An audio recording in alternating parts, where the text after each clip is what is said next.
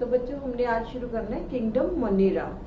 तो ऑलरेडी हम कर चुके हैं। किंगडम मोनेरा है जो according to 5 kingdom system of classification, kingdom Monera है जो that is kingdom of prokaryotes. तो प्रोकैरियोट्स मैंने प्रीवियस लेक्चर में बताया था आपको क्या होते हैं। तो kingdom Monera is the kingdom of prokaryotes, kingdom of prokaryotes. इसमें बेसिकली बैक्टीरिया होते हैं सारे। तो ये जो प्रोकैरियोट्स है ये they can be found everywhere, जहां भी हार्श कंडीशंस हैं, जैसे हॉट सल्फर स्प्रिंग्स हो गए, इनसाइड डीप वाटर्स हो गए, स्नो में हो गए, everywhere wherever harsh conditions are present but life can be possible. वहां पे जहाँ पे बिल्कुल लिटिल लाइफ है वहां भी बैक्टीरिया है जो वो प्रेजेंट होते हैं। they can be found everywhere, like in deep sea,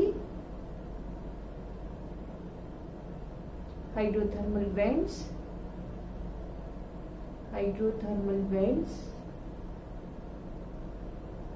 hot sulfur springs,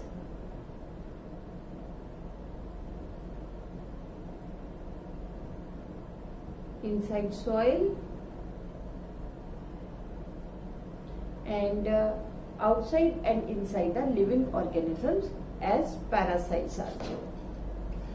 Outside and inside living organisms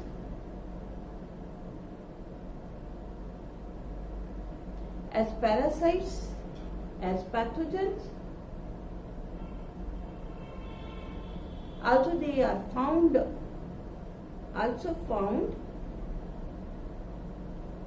with dead bodies.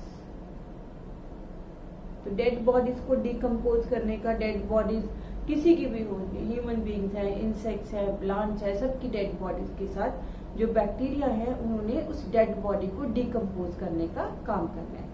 तो bacteria they can be found everywhere. Rain water है, हमारे जो दांत हम कहते हैं कि टाटर है जो डिपॉजिट हो जाता है, स्केलिंग जब होती है तो उसमें भी बैक्टीरिया है जो वो प्रेजेंट होते हैं। तो बैक्टीरिया है जो that was first seen by Anton von Leeuwenhoek, first seen by Anton von Leeuwenhoek, ठीक है, and he named it small molecules. उसके बाद इस पे रिसर्च हुई और इसका नाम बैक्टीरिया हो गया। तो वो सब डिटेल्स है ना जो बेटे इसकी हिस्टोरिकल अकाउंट वगैरह and all the details of the prokaryotic cell, वो हम जब करेंगे चैप्टर सेल वाला, सेलुलर ऑर्गेनेलिज वाला, वहां पे हम करेंगे। यहाँ पे हम करते हैं किंगडम मोनेरा के मेंबर्स के बारे में डिस्कस। तो हमने कहा था कि किंगडम मोनेरा है जो इसके 2 डोमेन्स बन गए थे, one is archaea and other is the you bacteria.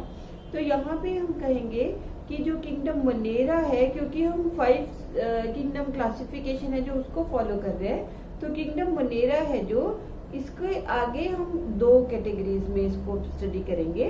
One is Archie bacteria and other is you bacteria. You bacteria जो आर्की बैक्टीरिया हैं ये मोस्ट एंशिएंट बैक्टीरिया हैं। मतलब जब लाइफ है जो अर्थ के ऊपर शुरू हुई तो सबसे पहले आर्की बैक्टीरिया हैं जो वो इवॉल्व हुए। तो ये है most ancient bacteria, most ancient bacteria जो अभी भी अर्थ के ऊपर प्रेजेंट है, इसलिए हम इनको बोलते हैं living fossils. They are known as living fossils. मतलब जब अर्थ के ऊपर लाइफ शुरू हुई तब से ये हैं और अभी भी अर्थ के ऊपर प्रेजेंट है, इसलिए कोई भी ऐसी चीज हो उसको हम लिविंग फॉसिल्स बोलते हैं। जो यू बैक्टीरिया हैं वो हम फिर से 2 कैटेगरीज में स्टडी करेंगे। एक हम करेंगे बैक्टीरिया और दूसरी हम करेंगे साइनो बैक्टीरिया। इनमें से साइनो बैक्टीरिया है जो ये मोस्ट रीसेंट बैक्टीरिया है। अमंग बैक्टीरिया ये मोस्ट रीसेंट बैक्टीरिया हैं। तो इनकी काफी सारी चीजें हैं जो दूसरी एल्गी के साथ रिजेंबल करती है। हम शुरू करते हैं सबसे पहले यू बैक्टीरिया के अंदर बैक्टीरिया को। तो यू बैक्टीरिया मतलब ट्रू बैक्टीरिया हो गई ये। इसमें हम शुरू करते हैं बैक्टीरिया।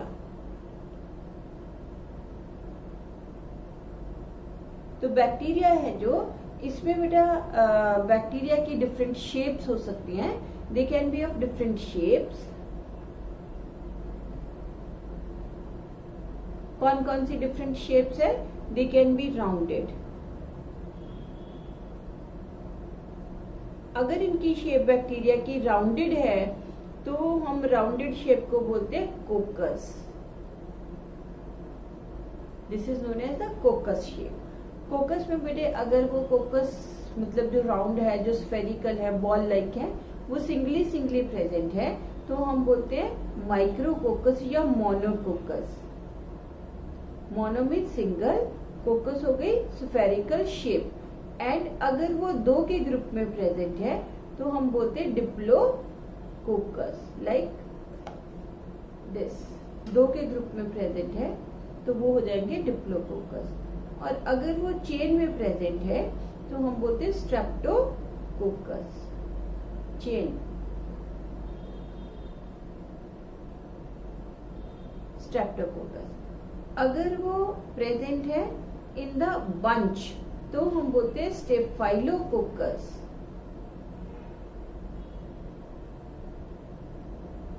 बंच ऑफ ग्रेप्स तो बोलते हैं स्टेफाइलोकोकस। और अगर 8 बैक्टीरिया है जो, दे आर अरेंज्ड 3 डायमेंशनली, 3, 4, 5, 6, 7 और 8, 8 बैक्टीरिया अरेंज्ड 3 डायमेंशनली,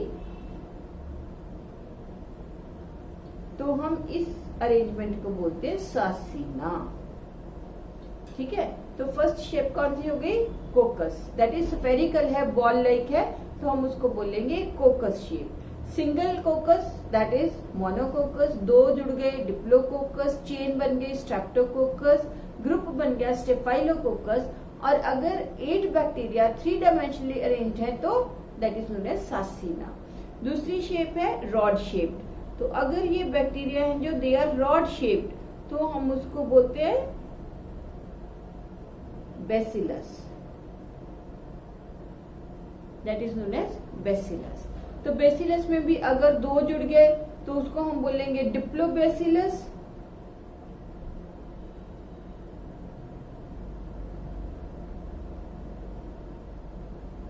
अगर उन्होंने चेन बना ली एक तो हम बोलेंगे स्ट्रेप्टोबेसिलस। अगर उन्होंने बना ली एक चेन तो हम उसको बोलेंगे स्ट्रेप्टोबेसिलस। ठीक है। और थर्ड शेप है जो, अगर ये जो बैक्टीरिया है दे बिकम स्पाइरली कॉइल्ड तो हम बोलेंगे spirillum.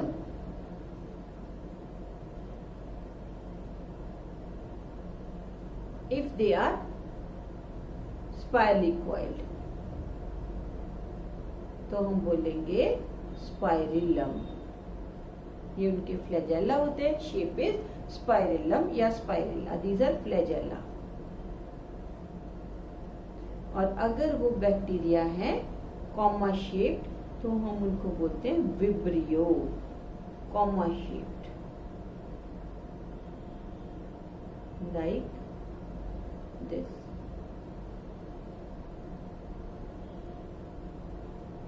These are vibrio, comma shaped है।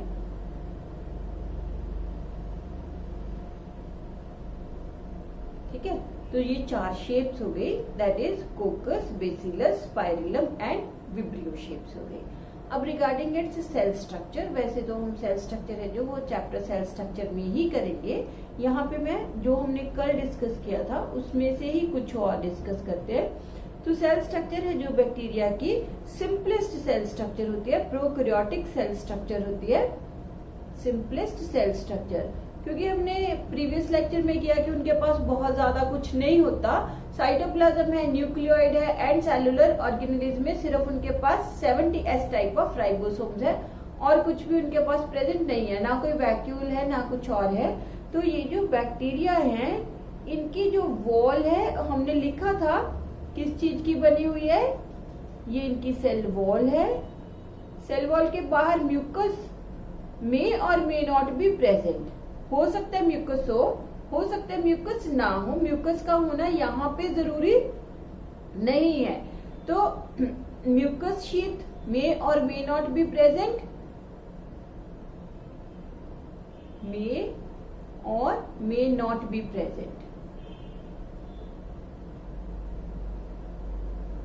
ठीक है। उसके बाद ये आ गई सेल वॉल। सेल वॉल है जो बैक्टीरिया की, हमने लिखा था किसकी बनी हुई है, पॉलीसेकेराइड्स प्लस अमाइनो एसिड्स की। तो वो पॉलीसेकेराइड्स एंड अमाइनो एसिड्स के कॉम्बिनेशन को हम बोलते हैं पेप्टिडोग्लाइकन्स, या क्या बोलते हैं, म्यूरिन। तो इनकी सेल वॉल पेप्टिडोग्लाइकन्स या म्यूरिन की बनी होती है। पेप्टिडो, पेप्टाइड मतलब क्या होता है, पेप्टाइड इज अमाइनो एसिड्स, ठीक है। ग्लाइकन्स क्या हो गए, शुगर्स। तो शुगर्स प्लस अमाइनो एसिड्स मिलके इनकी वॉल बनती है which is known as peptidoglycans और म्यूरिन।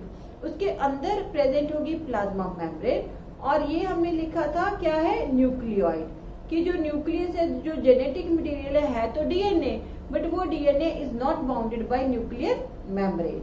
और यहाँ पे है इसका साइटोप्लाज्म, जिसमें 70S type of the ribosomes they are present. These are ribosomes. These are ribosomes क्योंकि ये पॉलीसोम की शेप में प्रेजेंट है, ग्रुप में प्रेजेंट है। और ये जो थ्रेड इनको जोड़ रहा है ये होता है मैसेंजर आरएनए, mRNA। इसके अलावा ये जो बैक्टीरिया है ना बेटे, इनमें, not in all the bacteria, in some bacteria, ये कुछ एक्स्ट्रा क्रोमोसोमल रिंग्स होती हैं डीएनए की, समझते हो, extra chromosomal rings of DNA, this is known as plasmid. तो प्लाज्मिड हमने क्या बोला, हमने बोला कि ये जो प्लाज्मिड है this is extra chromosomal ring of DNA. मतलब मेन जो क्रोमोसोम है वो तो ये है, ये क्या है, एक्स्ट्रा क्रोमोसोम है जो डीएनए का ही बना हुआ है एंड डीएनए की तरह ही खुद को without the help of this nucleus ये खुद को रेप्लिकेट कर सकता है। तो प्लाज्मिड काफी इंपॉर्टेंट चीज है बैक्टीरिया के अंदर। आगे आगे जाके हम इसके बारे में और भी डिटेल्स करेंगे। यहाँ पे मैं लिख देती हूँ प्लाज्मिड क्या है। Plasmid is extra chromosomal rings of DNA, मतलब ये भी सर्कुलर है, which are self duplicating.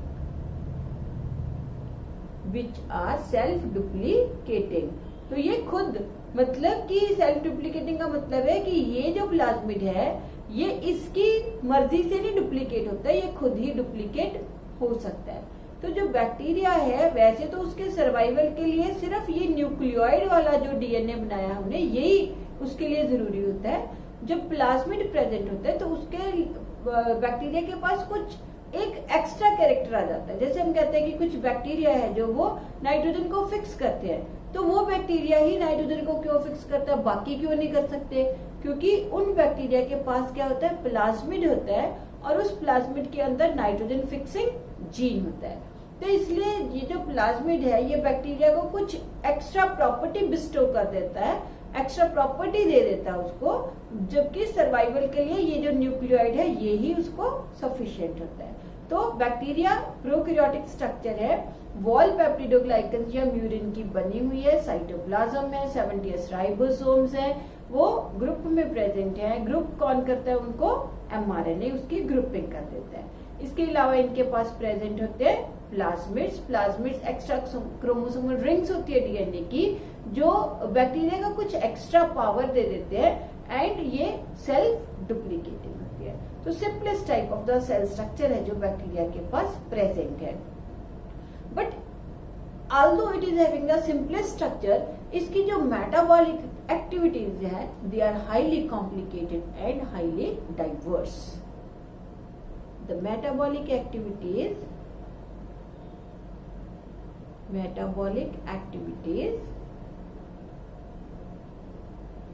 of bacteria are highly diverse and complicated. वो हम अभी डिस्कस करते हैं। Bacteria may or may not have flagellum। तो बैक्टीरिया के पास फ्लैजेलम हो भी सकता है, नहीं भी हो सकता। तो अगर बैक्टीरिया के पास फ्लैजेलम नहीं है ना, तो हम उसको बोलते हैं atrichous. No flagella, atrichous. Single flagella, one flagella है तो हम बोलेंगे मोनोट्राइकस। जैसे ये बैक्टीरिया, उसके पास ये फ्लैजेला, ठीक है। और अगर दोनों सिरों पे एक एक फ्लैजेला है, दो फ्लैजेला इनके पास प्रेजेंट है, टू फ्लैजेला, तो हम बोलते हैं एम्फी मतलब बोथ। ट्राइकस, ट्राइकस का मतलब होता है हेयर लाइक स्ट्रक्चर। तो यहाँ पे हम फ्लैजेला लिख रहे हैं, हेयर लाइक स्ट्रक्चर है, फ्लैजेला, उनको हम ट्राइकस बोलेंगे। दिस इज एम्फी ट्राइकस, ठीक है। इसके अलावा जो फ्लैजेला है दे में be present in a group में भी हो सकते हैं। तो अगर जो है फ्लैजेला प्रेजेंट है in a group on one side, तो हम उसको बोलते हैं lophotrichous, that is known as lophotrichous.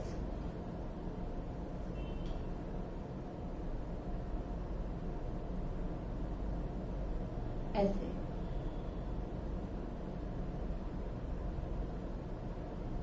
Lophotrichous. और अगर फ्लैजेला है जो they present all over the surface of body, ये बैक्टीरिया उसकी पूरी बॉडी पे फ्लैजेला है जो वो डिस्ट्रीब्यूटेड है, तो हम बोलते हैं कि पूरी पेरिफ्री पे फ्लैजेला है, that is known as the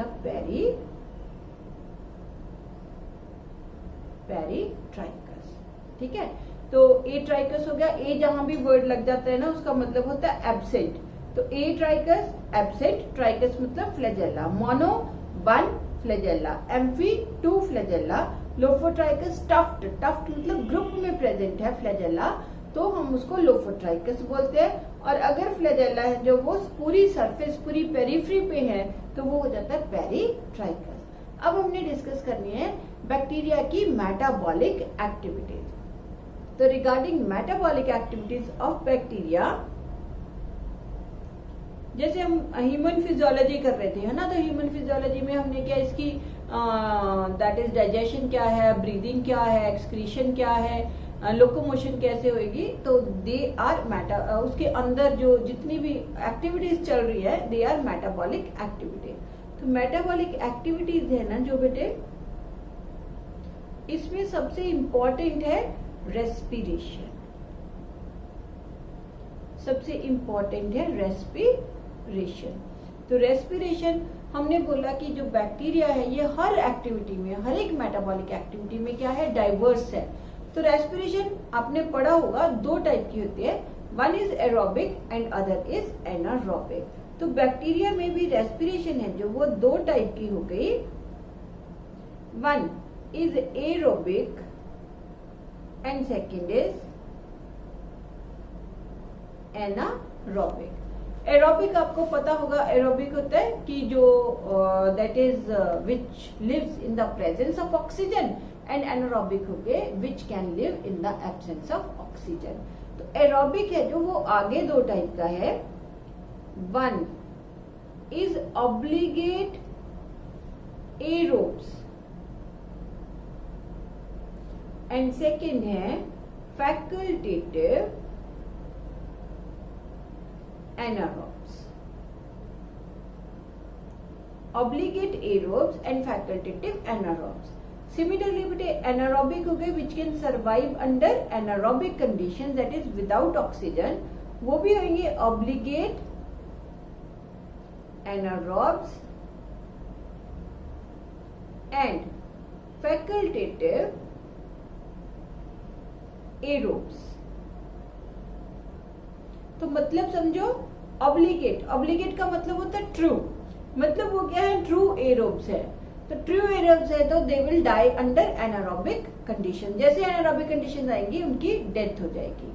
facultative का मतलब होता है फॉल्स एनारोब्स. तो ये फॉल्स एनारोब्स है. तो अगर ये फॉल्स एनारोब्स है तो बेसिकली क्या हुए, एरोब्स, बट कुछ टाइम के लिए they can survive under anaerobic conditions as well. तो ऑब्लिगेट एरोब्स क्या हो गए, obligate aerobes,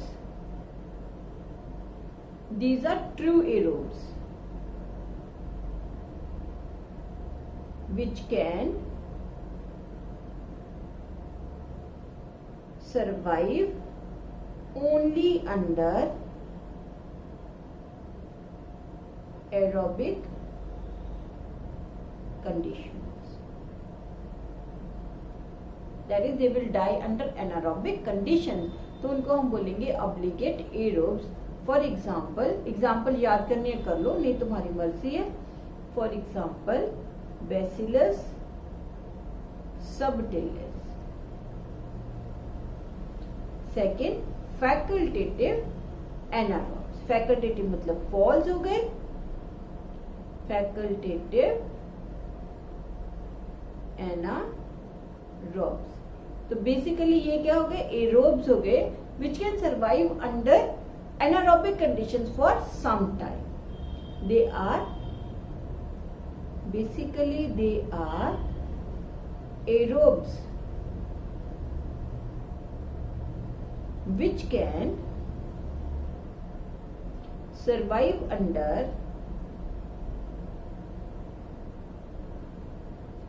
anaerobic conditions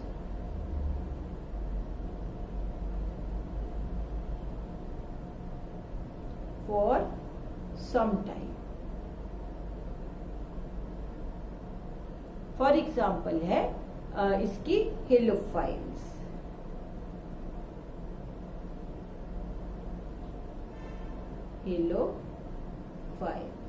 then third है हमारे पास that is obligate anaerobes.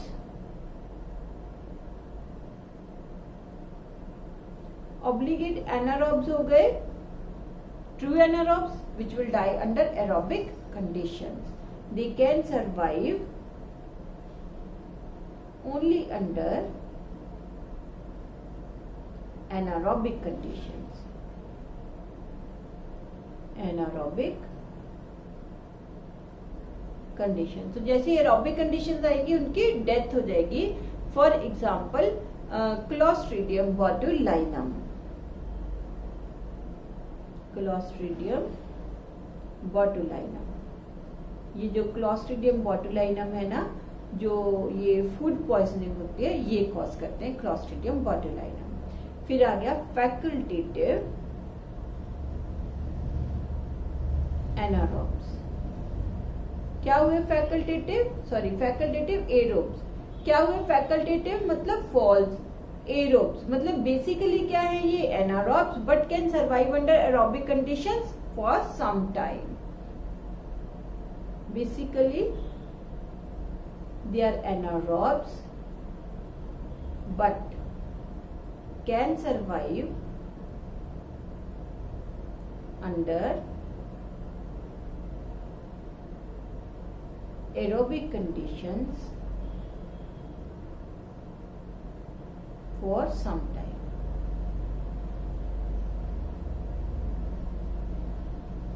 For example, इसकी है एग्जाम्पल हमारे पास रोडोसुडोमोनस.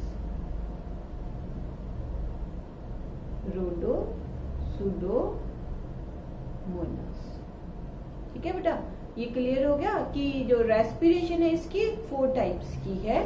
बेसिकली 2 टाइप है, एरोबिक एंड एनारोबिक, बट उनकी आगे 2 टाइप्स है, तो बेसिकली 4 टाइप की हो गई। एक हो गए ऑब्लिगेट एरोब्स, दूसरे हो गए फैकल्टेटिव एनारोब्स, तीसरे हो गए ऑब्लिगेट एनारोब्स एंड चौथे हो गए फैकल्टेटिव एरोब्स। फैकल्टेटिव का मतलब होता है फॉल्स, यहां से याद रख लेना, एंड ऑब्लिगेट का मतलब होता है ट्रू। ठीक है, अब सेकंड इसकी मेटाबॉलिक एक्टिविटी हम डिस्कस करेंगे, विच इज न्यूट्रिशन। तो न्यूट्रिशनली जो बैक्टीरिया है ना, ये सबसे ज्यादा क्या है, डाइवर्स है न्यूट्रिशन।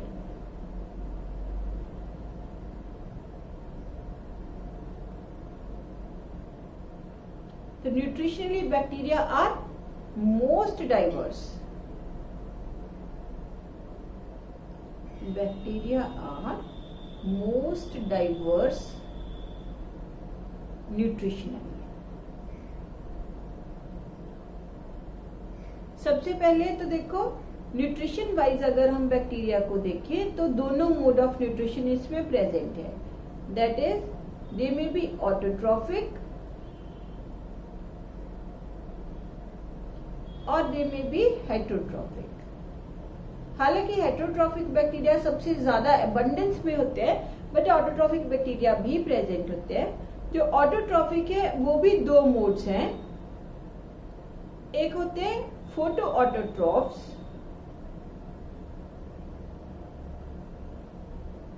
और दूसरे होते हैं कीमो ऑटोट्रॉफ्स।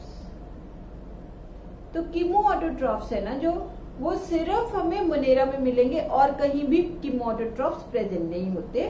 फोटो ऑटोट्रॉफ्स का तो हम प्रोटिस्टा में भी करेंगे, प्लांटी में भी करेंगे, बट कीमो ऑटोट्रॉफ्स सिर्फ कहाँ होते हैं, किंगडम मोनेरा के अंदर होते हैं। अगर हम हेटरोट्रॉफिक देखें तो हेटरोट्रॉफिक में दे में बी सिम्बायोटिक, दे में बी पैरासिटिक, दे में बी सैप्रोफिटिक। तो दे में बी पैरासिटिक, दे में बी सिम्बायोटिक और दे में बी सैप्रोफिटिक। ठीक है, तो सबसे पहले हम करते हैं फोटो ऑटोट्रॉफ्स। तो फोटो ऑटोट्रॉफ्स का क्या मतलब हुआ, फोटोसिंथेसिस से फूड बनाते हैं। तो photo autotrophs, these bacteria can synthesize their own food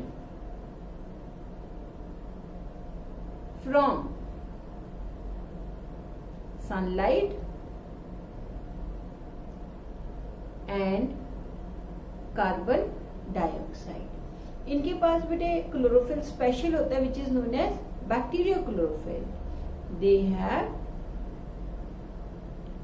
bacteriochlorophyll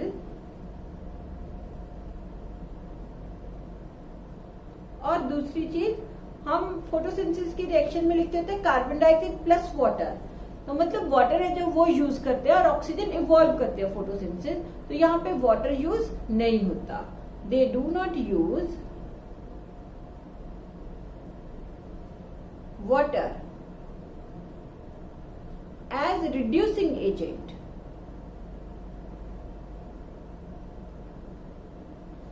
ठीक है, तो इनकी जो होती है ना बेटे फोटोसिंथेसिस की रिएक्शन, वो होती है कार्बन डाइऑक्साइड। ये फिर वाटर नहीं यूज करते तो सोर्स ऑफ हाइड्रोजन तो चाहिए, तो क्या यूज करते हैं, H2S यूज करते हैं। तो 6 कार्बन डाइऑक्साइड 6 H2S लिख लो, तो ये बन जाएगा C6H12O6 प्लस सल्फर।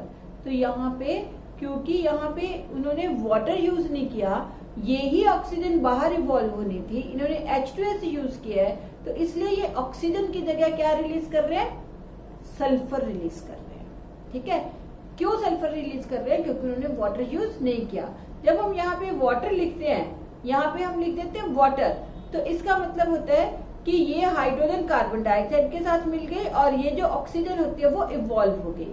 बट यहाँ पे वाटर यूज नहीं हुआ, H2S यूज हुआ है, तो हाइड्रोजन इसने यूज करके ग्लूकोज बना दिया और सल्फर है जो वो रिलीज हो गई।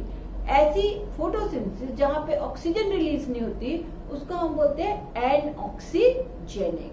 तो जो फोटोसिंथेसिस है बैक्टीरिया की, बैक्टीरिया में जो फोटोसिंथेटिक पिगमेंट्स है ना वो बैक्टीरियो क्लोरोफिल होते हैं, नॉर्मल क्लोरोफिल नहीं होते उनके पास, बैक्टीरियो क्लोरोफिल्स होते हैं, नॉट नॉर्मल क्लोरोफिल।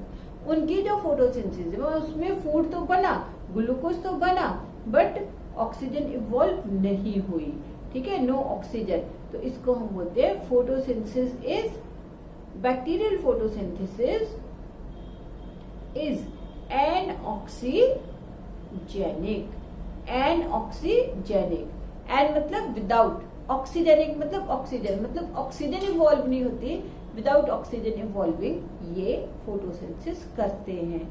क्योंकि जिस टाइम पे ये बैक्टीरिया इवॉल्व हुए थे उस टाइम पे, अगर आपने जैसे छोटी क्लासेस में पढ़ा हो कि पहले जो अर्थ है वो हॉट गैसेस मास था, धीरे धीरे ये ठंडी होनी शुरू हुई, तो उस टाइम पे इन्वायरमेंट में कोई ऑक्सीजन प्रेजेंट नहीं थी, ना ही ये है इन्होंने ऑक्सीजन है जो वो इवॉल्व की। तो this type of photosynthesis known as anoxygenic. अब दूसरी फोटोसिंथेसिस सुनो, दैट इज कीमोऑटोट्रॉफ्स। हमने दो टाइप्स किए ना, फोटोऑटोट्रॉफ्स तो हो गए जिन्होंने सनलाइट ली, ठीक है, एनर्जी है जो उसको केमिकल एनर्जी में कन्वर्ट कर दिया और सनलाइट से उन्होंने कार्बन डाइऑक्साइड रॉ मटेरियल लेके फूड बना दिया।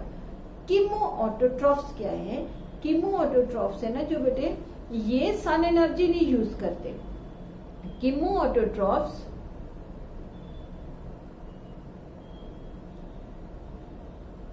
they use energy released during chemical reactions। तो जो ये केमिकल रिएक्शंस करते हैं ना बेटे, तो आपने केमिस्ट्री में पढ़ा होगा कि कुछ केमिकल रिएक्शंस हैं जो वो एक्सोथर्मिक होते हैं, एनर्जी रिलीज करते हैं। तो वो जो एनर्जी रिलीज होगी ड्यूरिंग दोज केमिकल रिएक्शंस, उस एनर्जी से ये अपना फूड है जो वो सिंथेसाइज करेंगे। कौन सी chemical reactions? Exothermic.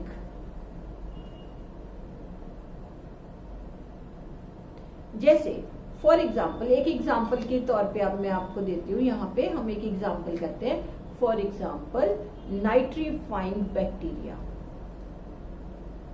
Nitrifying bacteria, nitrifying bacteria होते हैं जो अमोनिया को नाइट्राइट्स एंड नाइट्रेट्स में कन्वर्ट करते हैं। The bacteria which can convert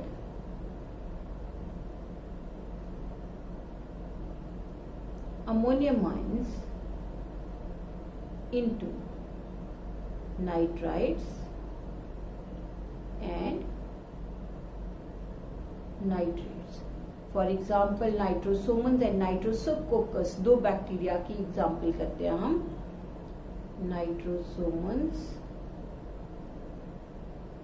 and नाइट्रोसोकोकस।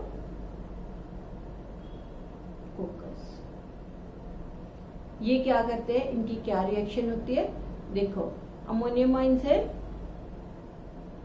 इन्होंने लिए ऑक्सीजन, एंड ऑक्सीजन है जो ये यूज करके इन्होंने बना दिया नाइट्राइट, ये बना दिया इन्होंने nitrite. Nitrite plus water plus energy. तो ये जो एनर्जी रिलीज की ना बैक्टीरिया ने, वो एनर्जी ये खुद का फूड बनाने में यूज कर लेंगे। ऐसे ही ये जो नाइट्राइट्स है, इन्होंने फिर से ऑक्सीजन ली और ये कन्वर्ट हो गए इनटू प्लस एनर्जी। तो ये बने नाइट्राइट्स और ये बना दिए उन्होंने nitrates. Such bacteria nitrosomonas and nitrococcus, उनको वो कीमोऑटोट्रॉफ्स है, उन्होंने सॉइल में पड़ी हुई जो अमोनियम आयंस है उनको नाइट्राइट्स एंड नाइट्रेट्स में कन्वर्ट किया, और कन्वर्शन के ड्यूरिंग जो एनर्जी रिलीज हुई वो एनर्जी यूज करके उन्होंने कार्बन डाइऑक्साइड इन्वायरमेंट से लेके उसको फूड में कन्वर्ट कर दिया।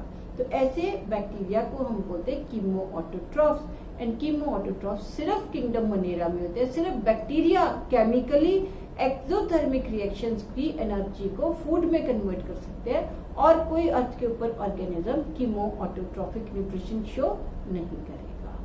ठीक है, इतना क्लियर। अब नेक्स्ट क्या आ गई हमारे पास न्यूट्रिशन, हेटरोट्रॉफिक न्यूट्रिशन। तो जो हेटरोट्रॉफिक न्यूट्रिशन है,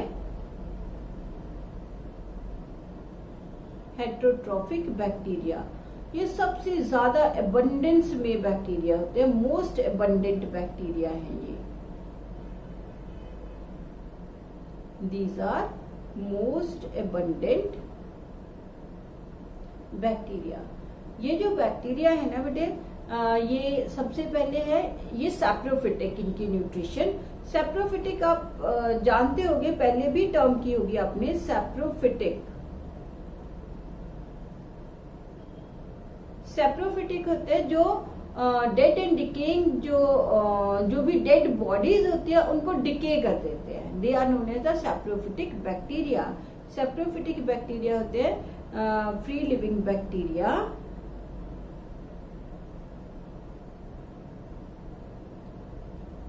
which can convert complex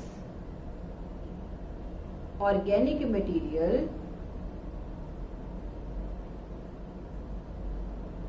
into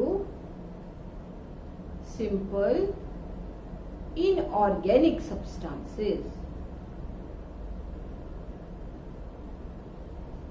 जैसे बेटे बड़ी बार देखा होगा आपने कि हम कोई वेजिटेबल्स की पील्स हैं या कोई खीरा है या कोई ऐसी चीज है उसको मिट्टी में डाल दें तो जितनी सॉफ्ट वो चीज होगी उतनी जल्दी डिकम्पोज हो जाएगी। तो आप देखोगे कि वो वेजिटेबल्स की पील्स है या खीरा है या कुछ भी चीज जो हमने मिट्टी में दबा दी वो थोड़े दिनों बाद क्या है, गल जाएगी और गलने के बाद मिट्टी में ही कन्वर्ट हो जाएगी।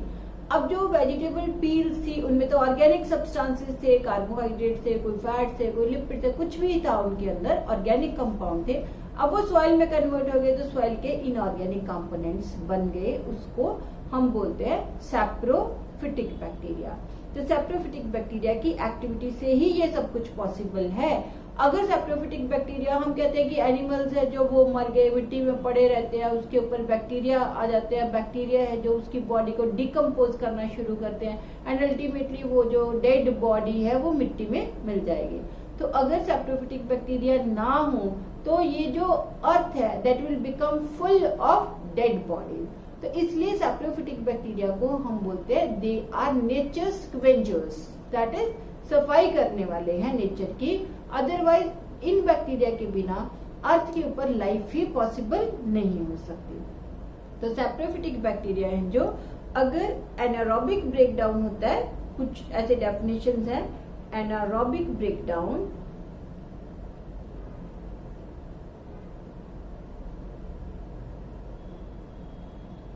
anaerobic breakdown of carbohydrates,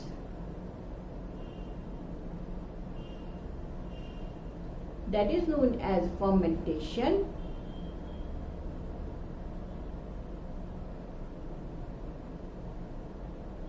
fermentation जैसे जो बैक्टीरिया है, हम कहते हैं कि मिल्क में हमने वो डाल दिया, कर्ड डाल दिया, उसके बाद वो मिल्क का भी कर्ड बन गया। तो क्यों बना? क्योंकि वहां पे जो हमने बैक्टीरिया डाले थे उन्होंने एनारोबिकली मिल्क की जो शुगर थी, कार्बोहाइड्रेट्स थे, उसको फर्मेंटेशन कर दी उसकी। तो मिल्क से कर्ड बनाना, या हम जितने भी इडली बनाते हैं, डोसा बनाते हैं या कुछ और चीज बनाते हैं फर्मेंटेशन से, वो सारे चीजों की जो फॉर्मेशन है that is possible only due to fermentation. Second है anaerobic breakdown of proteins। anaerobic breakdown of proteins, उसको हम बोलते हैं putrefaction।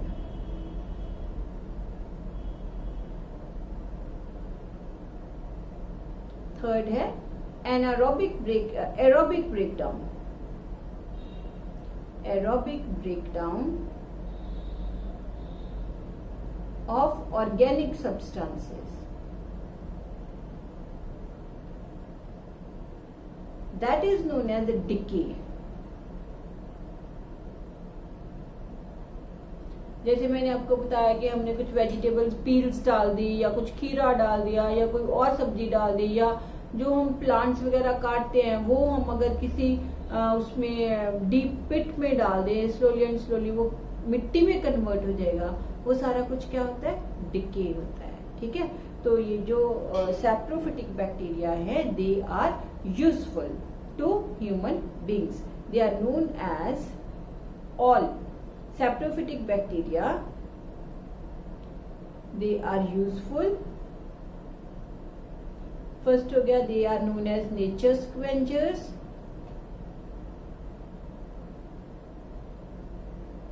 Nature scavengers. Second हो गया, they are used to make curd from milk. ठीक है, इसके अलावा for the production of antibiotics,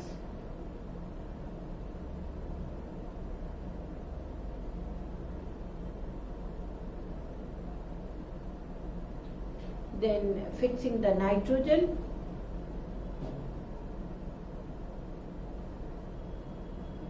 fixing the nitrogen. तो बहुत सारी इनकी जो इम्पोर्टेंस है वो होते हैं। जैसे हम एंटीबायोटिक्स तो हम यूज करते हैं, कोई फीवर वगैरह हो जाता है या चोट लगती है, एंटीबायोटिक्स यूज करते हैं। जैसे हम कहते हैं कि स्ट्रेप्टोमाइसिन है जो, that is obtained from Streptomyces. ठीक है, तो यहाँ पे ऐसे एक एग्जांपल करने की जरूरत नहीं है, वैसे ही मैं लिख देती हूँ। For example streptomycin from the bacteria Streptomyces. ऐसे ही नाइट्रोजन को फिक्स करते हैं, पता है बैक्टीरिया का नाम, दैट इज राइजोबियम लेग्यूमिनीसेरम। ठीक है, बट जो है नेचर स्क्वेंजर्स हैं, नाइट्रीफाइंग बैक्टीरिया हैं, they also do the nitrification. इसके अलावा जो बैक्टीरिया है ना,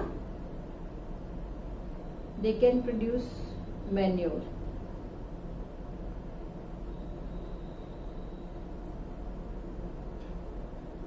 बट कुछ बैक्टीरिया जिनकी हार्मफुल एक्टिविटीज हैं वो भी हम करेंगे। एंड ये हो गए सैप्रोफिटिक बैक्टीरिया। सेकंड हम करेंगे सैप्रोफिटिक बैक्टीरिया के बाद, that is symbiotic bacteria. Symbiotic का वर्ड का मीनिंग समझते हो? सिम्बायोटिक बैक्टीरिया क्या होते हैं? Symbiotic bacteria which can live in association with other organisms and relationship is mutually beneficial. दोनों को फायदा होता है एक दूसरे का। This is mutually beneficial relationship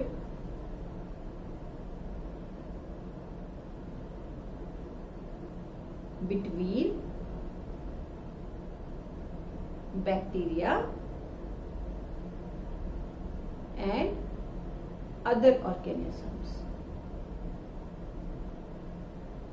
For example, nitrogen fixation,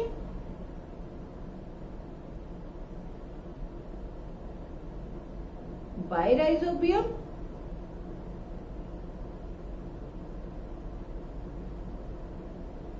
third है हमारे पास pathogenic bacteria which live in association with other organisms and cause diseases. Pathogenic bacteria, so they live in association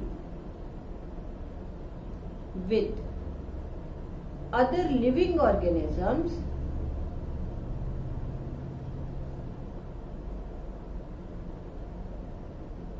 called hosts and cause diseases to them. तो diseases है जो, वैसे तो बहुत सारी डिजीजेज है which are caused by bacteria. सबसे ज्यादा डिजीजेज जो कॉज करती है ह्यूमन बींग्स को, दैट इज फंगस। उसके बाद सेकंड बैक्टीरिया हम ह्यूमन बींग्स को, प्लांट्स को डिजीज कॉज करते हैं। फॉर एग्जाम्पल यहाँ पे बेटे इसने एनसीईआरटी में कुछ डिजीजेस के नाम दिए, मैं वहां पे कॉजल ऑर्गेनिज्म भी लिखवा देती हूँ आपको एमसीक्यूज के लिए। अदरवाइज आपको सिर्फ क्या करना है, अदरवाइज आपको सिर्फ यही करना है, डिजीजेस के नाम ही याद करने हैं। फॉर एग्जाम्पल फर्स्ट है हमारे पास that is cholera. Cholera is caused by vibrio cholerae. Second disease है typhoid, caused by salmonella typhi. याद करने हैं कर लो नाम, नहीं तो कोई जरूरत नहीं है। थर्ड इज टेटनस,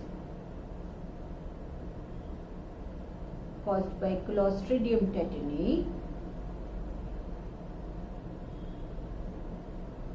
ये डिजीजेस हैं जो वो एनिमल्स में है। एंड फोर्थ डिजीज है citrus canker, citrus canker caused by Xanthomonas, caused by Xanthomonas. तो ये हो गई उसकी पैथोजेनिक बैक्टीरिया की कुछ डिजीजेस। बहुत सारी डिजीज है बट हमने उसमें से कुछ डिजीजेस ही डिस्कस की है। तो बैक्टीरिया है जो, अगर हम ओवरऑल देखें तो बैक्टीरिया है जो दे आर बेनिफिशियल, हालांकि उनकी कुछ हार्मफुल एक्टिविटीज भी हैं। हार्मफुल एक्टिविटीज क्या हो गई, जैसे बैक्टीरिया है जो they cause diseases both to plants as well as to animals. तो उसकी वजह से बहुत ग्रेट लॉसेस भी हो जाते हैं to the crops as well as कई बार एपिडेमिक्स वगैरह है वो भी इससे, जैसे हम कहते हैं कॉलरा है जो वो एपिडेमिक हो जाती है, ठीक है, तो एपिडेमिक्स भी स्प्रेड होती है। बट इसके बहुत सारे यूजफुलनेस है जो वो भी प्रेजेंट है।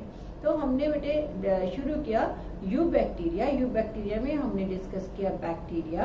हमने बोला कि बैक्टीरिया है जो उसकी सेल स्ट्रक्चर ऑल्दो सिंपल है बट इसका लाइफस्टाइल, इसकी मेटाबॉलिक एक्टिविटीज काफी कॉम्प्लेक्स है। न्यूट्रिशनली सबसे ज्यादा कॉम्प्लेक्स है। रेस्पिरेशन भी इनकी सबसे ज्यादा कॉम्प्लेक्स है क्योंकि इनके पास 4 टाइप की रेस्पिरेशन है। ऑब्लिगेट, एरोब्स, ऑब्लिगेट मतलब मैंने बताया ट्रू, फैकल्टेटिव फॉल्स। तो ये चीज याद रखनी है, ठीक है।